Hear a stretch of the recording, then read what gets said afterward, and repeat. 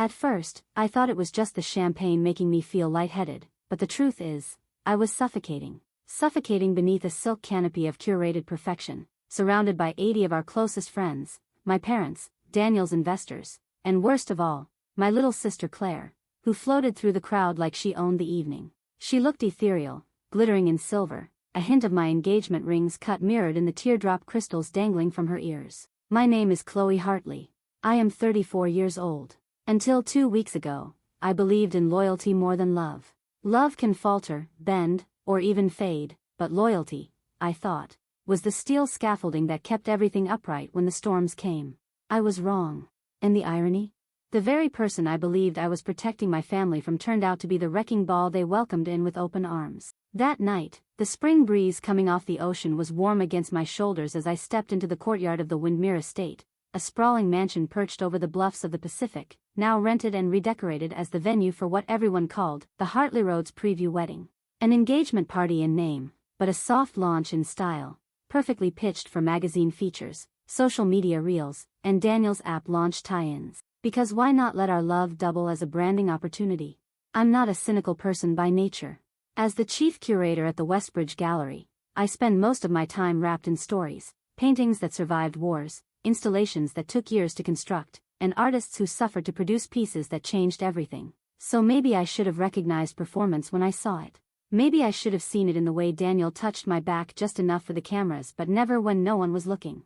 Or in the way he spoke about the wedding, our wedding, as if it were a venture cap project, efficiency, impact, visibility. Words that never once included emotion. But I brushed it off because Daniel was Daniel. Brilliant, intense, beautiful when he wanted to be. And I was the lucky woman who tamed the tech prince, according to some ridiculous Vogue.com headline. And then Claire came back. I hadn't seen her in over a year. She was always somewhere. Bali, Paris, Costa Rica, wherever the backdrop best served the influencer lifestyle she'd built around curated vulnerability. Her posts were all soft light, hard abs, and vague captions like, "Sometimes the universe tests your softness. That's Claire for you," made of angles and ambiguity. I was surprised when she showed up at my loft one afternoon with an almond milk latte and a dramatic air of re-entry. I just needed to come home. Be close. Weddings are sacred, she said, wrapping her arms around me before I could say anything. I told myself I was being petty for hesitating.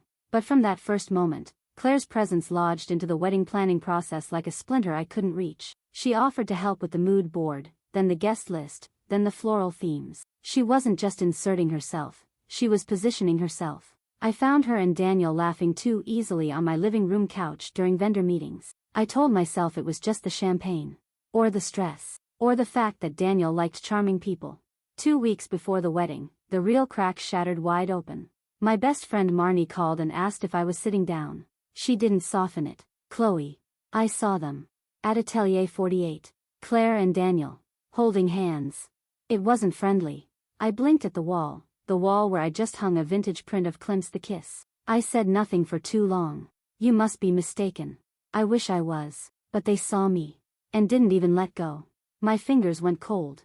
2 nights later, everything detonated at a family dinner meant to finalize seating charts. My father, bless him, was halfway through explaining his issues with the vegan entree when Claire set her wine glass down with a delicate clink and smiled like she'd rehearsed it. "I'm just going to say it," she said. "I know everyone's been wondering why Daniel and I have been spending so much time together. And, we're in love." She laughed softly, like it was a line from a rom-com. Like the room hadn't gone absolutely still. My mother gasped, fork in hand. Marnie's eyes went to me instantly. My father stood halfway, then froze. And Daniel just sat there, his jaw clenched, eyes on the centerpiece like he wasn't even present. Like maybe if he didn't speak, the world wouldn't notice. My voice came out perfectly clear. "What?" Claire tilted her head. "We didn't mean for it to happen. But it did.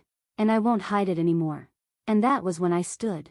In front of both families, in a room that smelled like roasted duck and betrayal, I said, "The wedding is off." Daniel didn't move. Claire blinked like she hadn't expected it to be that easy. My father swore, loudly. My mother whispered, "She didn't mean to hurt you, darling." I laughed, sharp and bitter. "No. Of course not. She never does." I walked out of the room without touching my drink. My heels echoed through the marble hall. Behind me, chaos bloomed. I moved out the next day. Packed my things into boxes with labels, art books, betrayal, wasted years. Daniel texted once, I never meant to hurt you. Claire posted a photo on Instagram of a beachside sunrise, new beginnings. I deleted both and drove north, alone. There's a moment after every great collapse where silence becomes unbearable, not because it's empty, but because of how loudly it echoes everything you lost. 3 days after I left Los Angeles, I crossed into New Mexico with nothing but a rented Jeep, 2 battered suitcases, and the ghost of a life that no longer fit inside my skin. I didn't tell anyone where I was going. Not my parents, not Marnie, not even the gallery directors who had offered me quiet sympathy and hesitant invitations to take a few weeks if needed. What I needed couldn't be timed. What I needed was to disappear, to unhook myself from the identity that had become a costume I could no longer wear without bleeding underneath. The town was called Tesoro Hill, a pocket-sized art community tucked between the mesas and the desert sky. It smelled like sage and old stories, the kind you don't ask about but feel in your bones. I found it by accident, if accidents still existed in a universe that had already mapped my humiliation across tabloids and wedding blogs. The local newspaper had run a feature titled, The Breakup That Broke the Internet, inside the Hartley Road split. Claire had posted a selfie from Florence the next day, wearing what used to be my wedding dress sample. I blocked her across every platform. I deleted every photo that had once seemed sacred. I watched my own life unravel through hashtags, watched strangers speculate about what I had done wrong. I arrived in Tesoro Hill just before dusk, the sky bleeding into lavender and gold. I parked in front of a small adobe building with a faded sign that read, Copper Light Gallery. It was the only one listed as, for sale, in the local real estate flyer I had picked up at a gas station in Gallup. I didn't plan on stopping. I didn't plan on buying anything. But the moment I stepped inside, something in my chest softened for the first time in weeks. The gallery was small but lovingly built. Wooden beams crisscrossed the ceiling like an embrace. The walls were bare except for one piece, a sculpture made entirely from rusted keys and stained glass. It caught the last light of the evening and threw fractured rainbows across the floor.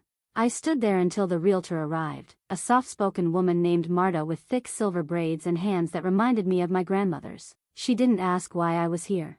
She didn't flinch when I offered to pay in full. She just handed me the papers and said, sometimes we land where our healing can begin. That night, I slept on the gallery floor with my coat as a pillow. The air was dry and filled with the scent of old pine wood and paint. I cried until I didn't have tears left, not the sharp sobs I'd swallowed in my car, but the kind of quiet grief that empties out your lungs and makes space for something new. The first weeks passed like a haze of dust and early mornings. I bought furniture from local craftspeople. I started journaling again, pages of brutal honesty, unfiltered rage, and questions I had never dared to ask while I was still playing the perfect fiancé. I saw a therapist twice a week, an indigenous woman named Camila who never once asked me to relive the betrayal but instead asked, when did you stop choosing yourself? I didn't have an answer then. But every morning that I opened the gallery, every evening I stood barefoot on the back patio watching the stars blink open, I came a little closer to remembering who I had been before Daniel, before the curated image, before the sacrifice of self I had convinced myself was love. I curated my first show 6 months after moving in. It was a small exhibit titled Inheritance, featuring works by local women exploring themes of generational trauma and quiet survival. I expected maybe 20 people at the opening. Instead, nearly 100 showed up, artists, ranchers, teachers, mothers with strollers, grandmothers with stories etched into their forearms. They bought every piece. They left handwritten notes in the guest book, thanking me for making them feel seen. One of those notes came from Alex Rivera. It was written in precise, steady handwriting on the back of a recycled paper coaster. This space breathes. Thank you for not curating beauty, but truth. I didn't notice him that night, at least not in the way that would mean anything yet. But a few weeks later, he came into the gallery with a roll of sketches under his arm and a shy smile on his face. I don't usually show people my work, he said, laying out drawings of buildings that looked like they had grown out of the earth itself. Stone walls wrapped in ivy, rooftops shaped like bird wings, sunlit angles that cradled rather than cut. I'm not an artist, he added. I'm an architect. But the lines feel like something more when I draw them here. I nodded, unsure what to say. There was something in his presence that reminded me of a storm you don't see coming, not because it's loud, but because it's moving with intention. We talked for over an hour that day. Not about his buildings or my past. We talked about the desert, about the way silence could be a sanctuary instead of a sentence, about the difference between starting over and simply beginning again. Over the next few months, Alex became part of my ritual.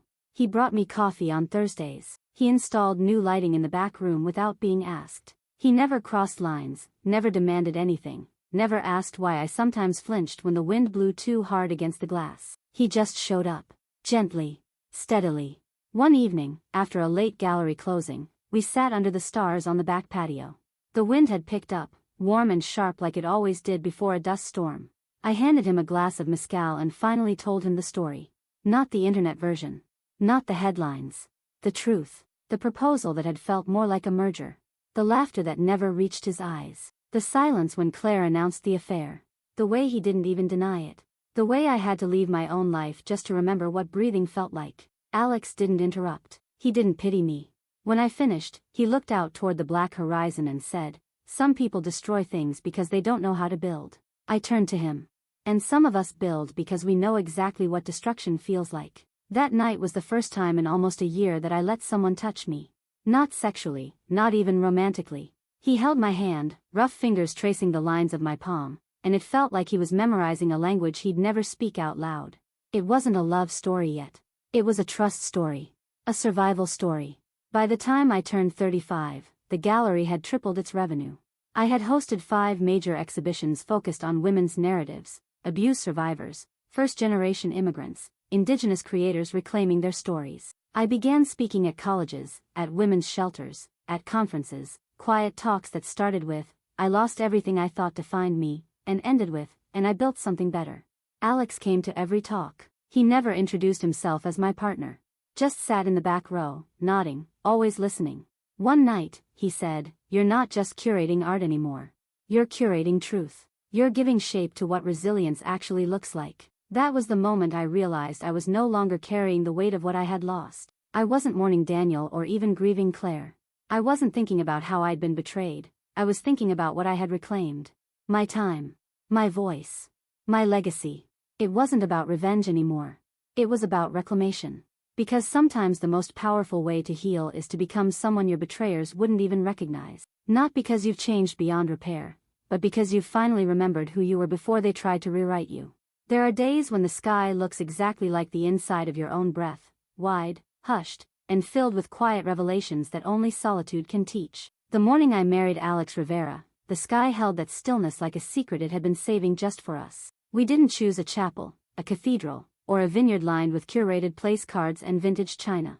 We stood barefoot on a stretch of desert earth just past Tesoro Hill, beneath a low ridge shaped like a sleeping lion, surrounded by wild juniper and rust-colored stone. The ceremony began at sunrise, not out of symbolism but because that's when the desert feels like it's listening. There were 15 people in attendance. No matching dresses, no staged photos, no drone footage. Just people who had walked alongside us in truth. My therapist Camila, the sculptor whose work opened my first exhibit, Marta the realtor who once handed me a deed with a knowing smile, and 2 artists from my gallery who painted the ceremony as it unfolded. Alex stood in front of me wearing a linen shirt that smelled faintly of cedar, his hands steady, his voice sure. His vows didn't promise me eternal happiness or a perfect future. They promised presence. They promised showing up, even when the wind kicked up dust and everything felt unclear. I promised him the same. Afterward, we shared coffee and toasted bread with wild honey at a long reclaimed wood table we dragged out into the sand. We passed around bowls of fruit and laughter. No one clinked glasses, no one live-streamed a moment. It wasn't a production. It was real.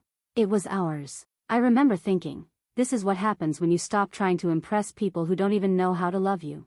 In the months that followed, everything I had planted in the stillness of my exile began to bloom.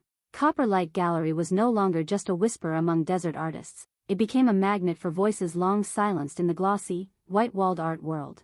National publications began reaching out, asking for interviews, requesting tours. I was invited to speak on panels at major museums, not because of the betrayal I had endured, but because of what I had built after the betrayal had scorched my earth clean. We began mentoring young female artists, creating residencies for single mothers, hosting trauma-informed creative retreats. I watched women who once trembled before opening their sketchbooks now walk into gallery spaces like they owned the air inside them. And yet, in the midst of this joy, life, true to form, delivered a quiet thunder in the form of a voicemail. It came on an unusually warm February afternoon, just as I was preparing to meet a new artist from El Paso whose work was rooted in grief and reclamation. My phone buzzed against the studio table. I saw my father's number and felt that old tightness I hadn't worn in years return to my chest like a poorly folded shirt. I let the call go to voicemail. But the message changed everything. Chloe, his voice cracked halfway through the second word, your mother's been diagnosed. Stage 4. It's terminal. They're saying 6 months. Maybe less. I didn't listen to the rest. I couldn't. I sat on the gallery floor with my arms wrapped around my knees and let the old grief, the one I thought had turned to dust, crawl its way back into my lungs. My mother, Patricia Hartley, had been the epitome of composed indifference during the darkest chapter of my life. When Claire announced her affair with Daniel, it was our mother who whispered, "Don't overreact," as if my heartbreak were an inconvenience rather than a gaping wound. She had asked me to be gracious, to think about family optics, to take the high road. I had chosen exile instead. And now, somehow, I was being asked to choose again. I told Alex that night as we folded laundry on our sun-drenched porch. His response was simple and unwavering. Whatever you need, I'll be there. Even if what you need is time to figure it out alone. I waited 2 days. Then I booked a flight to Los Angeles. When I walked into my childhood home, nothing had changed, and yet, everything had. The furniture was still pristine, the air still vaguely floral, the framed wedding photo of my parents still glinting above the fireplace. But my mother, once a statue of grace and cold symmetry, now looked impossibly small in the reclining chair near the window. Her skin had grown translucent. Her wrists looked like they could shatter under the weight of a teacup. But her eyes, those sharp, unrelenting eyes, still held the same precision. You came, she said, barely above a whisper. I nodded, setting my bag down without looking at her directly. Dad said you needed help. I do, she replied. But not from Claire. That was when I realized Claire hadn't even called. Not once. Not when the diagnosis came. Not when the first treatments failed. Not when our father had broken down in the kitchen, sobbing into a dish towel. I stepped into the role not out of duty, not out of forgiveness, but because I knew what it meant to choose presence over resentment. The first weeks were a blur of doctor appointments, pill organizers, sleepless nights filled with whispered questions about pain levels and strange dreams. I bathed my mother when she couldn't stand. I read aloud to her from her favorite garden books, the same ones she used to page through silently during my adolescence. I fed her soups I made from scratch and cleaned the vomit from the tile floor when her body rejected nourishment. And still, Claire didn't come. One evening, as the sun cast long shadows across the living room, my mother reached for my hand with a trembling grip I wasn't sure she still possessed. I always knew you had the stronger heart, she said, her voice a fragile thread between us. I didn't speak. I couldn't. I handled everything wrong, she whispered. I wanted to believe Claire needed more, that you'd be fine without our protection. But I should have seen what it cost you. She began to cry, not the performative tears she once reserved for church fundraisers and charity luncheons, but the kind of crying that comes from deep under the bones, from regret that can't be edited out of memory. I failed you, she choked, as a mother. As a woman who should have known better. I squeezed her hand. You're not the only one who made mistakes, but you're the only one who came back, she said. 3 days later, she slipped into unconsciousness. She passed at dawn, just as a breeze lifted the curtains and carried the scent of orange blossoms through the window. I held her hand until it turned cold. My father cried into my shoulder like a child. A nurse placed a blanket over her chest and whispered, she waited for you. When I stepped outside the hospital, the air was heavy with salt and exhaust. Los Angeles had never felt like home, but in that moment, it no longer felt like exile either. I had entered the fire and come out whole, not untouched, but intact. I called Alex from a bench beneath a jacaranda tree. His voice, low and steady, was the first anchor in a world that suddenly felt too quiet. I'm proud of you, he said. Not for what you did, but for who you are. And I knew then, with unshakable clarity, that everything I had lost had led me to this moment. Not a life that had been rebuilt from the ashes, but a life I had built from the truth. The morning of the funeral arrived with the kind of coastal mist that seeps into your clothing and your memory. A quiet wetness that lingers long after you've gone back inside. I stood alone beneath the awning of the family chapel, dressed in a simple black dress, holding a lily in one hand and my mother's favorite pearl bracelet in the other. The bracelet had grown looser around her wrist during her final weeks, the clasp barely clinging to her thinning bones, but she had insisted on wearing it, until the end. It was the same one she wore the day she met my father, the same one she loaned to Claire for her high school graduation, and the same one she placed in my palm the night before she died, whispering simply, yours now. The chapel was quiet but full, former neighbors, distant cousins, old friends from the garden society, even a few of her hospice nurses who had witnessed the last, fragile transformation of a woman once defined by restraint. I sat in the front row beside my father, who clutched a monogrammed handkerchief like it was the only thing keeping him from shattering entirely. To his left sat Alex, calm and composed as always, his presence a steady heartbeat in a day that pulsed with grief and memory. The service had just begun when the doors flung open with the kind of theatrical flourish that didn't need an introduction. Every head turned. Every whisper stilled. And just like that, Claire Hartley returned. She didn't so much walk as glide, wearing a black silk dress that looked custom-tailored to shimmer with grief in all the right places. Her heels clicked with an intentionality that dared anyone to question her timing, her presence, or the fact that she was at least 25 minutes late to her own mother's funeral. Draped over her arm was a handbag that probably cost more than most people's rent, and trailing behind her, looking older, thinner, and entirely out of place, was Daniel Rhodes. If grief had a face, Daniel's was the tired, overly tanned version of it. The sparkle that once fooled investors and party guests had dulled to a sheen of bitterness and mild confusion. He wore a tight smile like a mask he'd forgotten how to remove and a designer suit that couldn't hide the slump in his shoulders. Claire took her seat in the second row as if it were a throne. She didn't glance at the coffin, didn't acknowledge our father, and certainly didn't look at me. Instead, she leaned slightly toward her date, brushing something invisible off his lapel with fingers far too practiced to be casual. The eulogy was read, poems recited, prayers whispered. But the tension in the room built like a storm cloud too swollen to hold any more weight. And then, during the reception in the chapel's adjoining garden, the thunder finally cracked. I was standing near the rose trellis, speaking with one of my mother's old bridge partners, when I felt the chill of her presence long before I heard her words. Claire approached like she was preparing for a red carpet, drink in hand, smile poised somewhere between sympathy and performance. "Poor you," she said, her voice as polished as her manicured nails, still alone at 38, playing the tragic widow in black. I turned slowly, measuring her expression for any trace of sincerity. I found none. Not that I had expected any. She tilted her head slightly, that signature condescension still intact after all these years. "I got the man, the money, and the mansion," she added, her tone mock-sweet. "All you got was Mom's sad little gallery and a few sympathy points." I smiled, not because she was right, but because it was so painfully clear how little she actually knew. "Have you met my husband yet?" I asked, my voice steady and calm, like the air right before a door slams. Claire blinked, caught mid-sip. "Excuse me?" I turned and gestured for Alex, who had been standing just a few steps away, talking with the estate's legal advisor. He walked over with that quiet grace of his, the kind that doesn't announce itself but still shifts the room's gravity. "Claire, this is my husband," I said, watching the exact moment her eyes widened with something deeper than surprise. "Alex Rivera." Daniel's gaze snapped toward us, the blood draining from his face like a tide pulling away from shore. Alex extended his hand politely, a slight smile on his lips. "Daniel," he said, his voice low but unmistakably commanding. "It's been a while." Claire looked between them, confusion flickering into suspicion. "Wait, you two know each other?"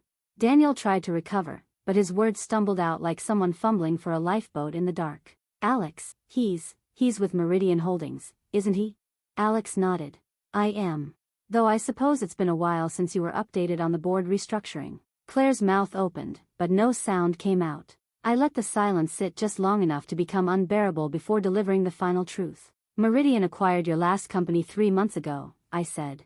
"Alex is now CEO of the parent firm. Daniel reports directly to someone who reports to him." Daniel visibly flinched, as though someone had just read his annual review aloud to a crowd. "But don't worry," I added, my voice still light. "I'm told they're very generous with their mid-level management incentives." Claire's wine glass trembled slightly in her hand. "I told Alex to keep it quiet," I continued, not out of secrecy but respect. "I wanted to see if you'd show up today as a sister, or a spectacle." Claire's face twisted, the facade cracking just enough to reveal the brittle bitterness underneath. "You think this makes you better than me?" she hissed. I shook my head slowly, sadness pooling beneath my ribs. "No, Claire. I've never wanted to be better than you. I've only ever wanted to be free from you." Behind her, Daniel took a small step back, the reality of his diminished influence sinking into the awkward space between us all. Claire, no longer the center of anyone's story, stared at me like she didn't recognize the person standing in front of her. And maybe she didn't. Because the Chloe she betrayed, the woman she mocked and dismissed, no longer existed. I had buried her alongside every apology I was never given. There's a quiet that comes after the final crescendo, not the silence of emptiness, but the peace of resolution. A space where breath returns to the body like forgiveness returns to the soul, not for the one who hurt you, but for the self you abandoned in their shadow. I had spent too many years unraveling from Claire's orbit, but that day at the funeral, when the echoes of our family's fractured past rang against stained glass and polished stone, I understood something I hadn't before. Closure isn't an event, it's a decision. Claire did what she always did. She tried to twist the moment into something soft and hollow, tried to follow up the humiliation with hollow apologies and vague attempts at sisterly nostalgia. A week after the funeral, she sent a handwritten note on thick embossed stationery scented faintly with something floral and expensive. "Let's not let Mom's death be the last thing we share," it read in delicate cursive. "We're stronger together, Chloe. We're family." I didn't reply. Not because I wanted to punish her, but because I had finally stopped bleeding for people who didn't know how to value my blood. I didn't owe her the performance of reconciliation. I didn't owe her a stage to rewrite the story. What I owed, to myself, to every woman I had met in Tesoro Hill, to the girl I once was in that West LA apartment, was protection.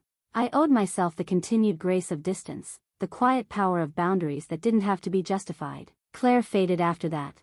Not completely, of course. She lingered in the background, posting curated photos from Palm Springs and Monaco, occasionally tagging Daniel in throwback shots that screamed desperation masked as legacy. Her glow dimmed in the circles that once worshipped her, and Daniel, well, middle management never quite suited his ego. Meanwhile, I had a life to build. A real one. Alex and I moved back to Tesoro Hill permanently. We expanded the gallery, renovating the adjacent building to create an artist residency program and therapy studio that offered creative recovery for survivors of betrayal, emotional violence, and transitional trauma. Women came from all over, from broken homes, dissolving marriages, sudden abandonments, and they sat together in sunlit rooms learning to give shape to their pain. But that wasn't enough. One morning, after a community panel on economic barriers in healing spaces, I said to Alex, "We have the resources. What if we made this more than a gallery?" He didn't hesitate. Not once. That was how the Hartley Foundation was born. It started with 3 grants for displaced women rebuilding after high-control relationships. Then came the workshops, then the healing grants for mothers leaving generational cycles of neglect and emotional scarcity. We created a mentorship program, paired survivors with entrepreneurs, creatives, and therapists trained in post-traumatic growth. The applications flooded in. The stories that arrived in manila envelopes and late-night emails held more strength than anything I'd ever seen on canvas. Every name became a promise. Every file folder a seed. I began speaking again, not just at art conferences, but in recovery shelters, in halfway houses, in juvenile centers housing teenage girls who had been discarded too early by a system that never saw them whole. And then, last fall, I decided it was time for one final curation, one more exhibit that said everything the headlines never could. I called it The Women Who Stayed Standing. It featured works from every era of recovery, pottery fired by women who survived emotional starvation, abstract paintings shaped by the hands of sisters whose voices were muted for too long, textile murals made from torn wedding dresses, each strand repurposed into something sacred. But at the center, lit by a single soft spotlight, stood my own piece. It wasn't grand or elaborate. It was a minimalist sculpture I had carved myself over the course of 6 weekends in the back studio, guided by nothing more than muscle memory and the rhythm of old tears. A single vertical beam of reclaimed mahogany, smooth and strong, wrapped with bronze filament in an ascending spiral. The title plate read, "Still, She Rises." People stood in front of it for long minutes without speaking. Some cried quietly. Some reached out just to feel the heat that still lived in the wood. Some turned to me and said nothing at all, because some pain doesn't need translation, and some victories don't need applause. Claire didn't attend the exhibit. I heard through a mutual contact that she had seen the press coverage and wished Chloe well. That was enough for me.